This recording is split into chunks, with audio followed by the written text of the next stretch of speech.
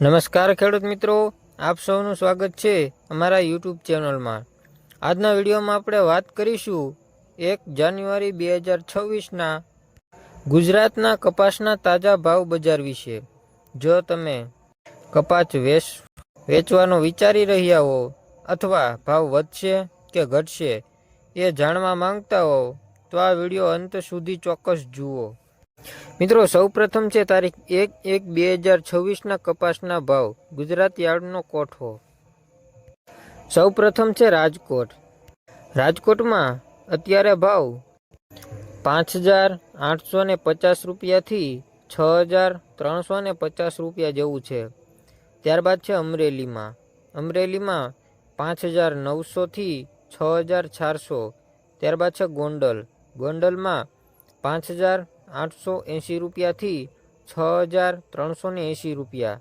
બોટાદમાં 5,920થી 6,420 રૂપિયા। ભાવનગરમાં 5,870 રૂપિયાથી 6,370 રૂપિયા। જૂનાગઢમાં 5,860 રૂપિયાથી 6,360 રૂપિયા। જામનગરમાં 5,840 રૂપિયાથી 6,340 રૂપિયાનો ભાવ। ત્યારબાદ છે મોરબીમાં 5,830 રૂપિયાથી 6,330 રૂપિયાનો ભાવ। સુરેન્દ્રનગરમાં 5,900થી 6,450 રૂપિયાનો ભાવ। અમદાવાદમાં 5,950 રૂપિયાથી 6,500 રૂપિયા સુધીનો ભાવ। મિત્રો, હવે આપણે જોઈએ કપાસ બજારની હાલની સ્થિતિ। ખેડૂત મિત્રો, નવું વર્ષ શરૂ થયું છે અને કપાસની આવક હજુ પણ માર્કેટમાં ચાલુ છે। કેટલાક યાર્ડોમાં આવક ઓછી છે તે કેટલાક વિસ્તારોમાં માલની ગુણવત્તા સારી છે। સ્પિનિંગ મિલોની માંગ મધ્યમ લેવલ પર। આ બધા કારણોસર ભાવમાં નાની મોટી ઉથલપાથલ જોવા મળે છે। ગુજરાત યાર્ડ પ્રમાણે કપાસના ભાવ।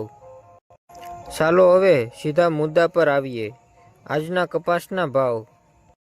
રાજકોટમાં ન્યૂટન ભાવ 5,850 રૂપિયાથી મહત્તમ ભાવ 6,350 રૂપિયા।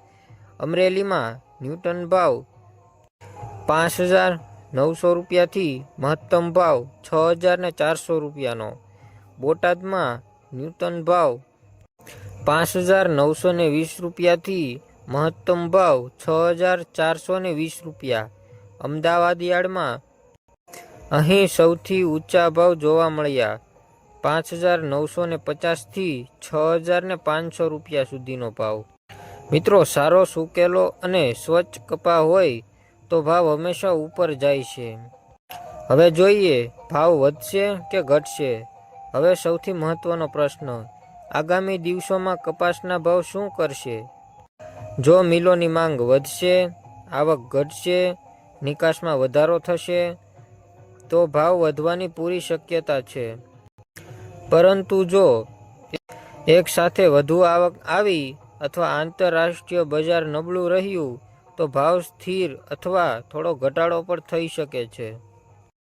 ખેડૂત માટેની સલાહ, જો તમારો કપાસ સારી ગુણવત્તાનો છે તો થોડી રાહ જોવી લાભદાયક બની શકે। જો પૈસાની જરૂર છે તો આજના કપાસ પર ભાવ પણ ખરાબ નથી। હંમેશા તમારા નજીકના યાર્ડના ભાવ જોઈને નિર્ણય લો। મિત્રો, આ હતી 1/1/2026ના કપાસના તાજા ભાવની સંપૂર્ણ માહિતી। જો તમને આ વિડીયો ઉપયોગી લાગ્યો હોય તો વિડીયોને લાઇક કરો, શેર કરો અને ચેનલને સબસ્ક્રાઈબ કરવાનું ભૂલશો નહીં। આપણા કોઈ પણ પ્રશ્ન હોય તો કમેન્ટમાં જરૂરથી લખજો। જય ખેડૂત, જય ગુજરાત।